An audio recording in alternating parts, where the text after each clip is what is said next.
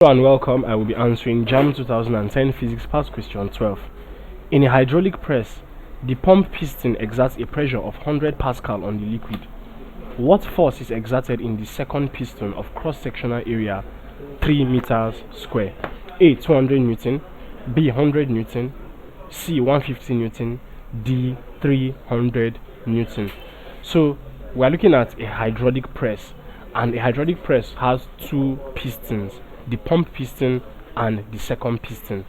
Now, for a hydraulic press, the force over area, force per unit area, that is the pressure exerted by the pump piston, is equal to the force over area, the pressure of the second piston. Okay, so the same pressure is experienced across both pistons.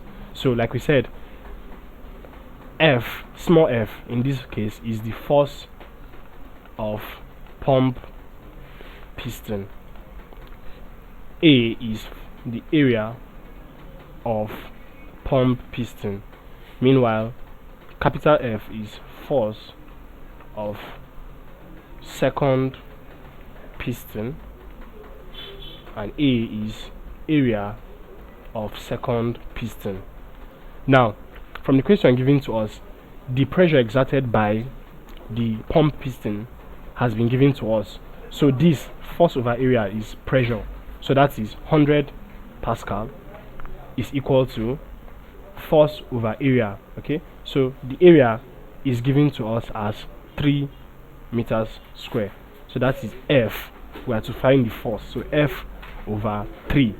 Now, if you cross multiply, F is equal to 100 times 3, and that is equal to 300 Newton. 300 Newton is option D. So option D is the correct answer to this question. Thank you, and please subscribe to this channel for more videos and for more past questions and answers.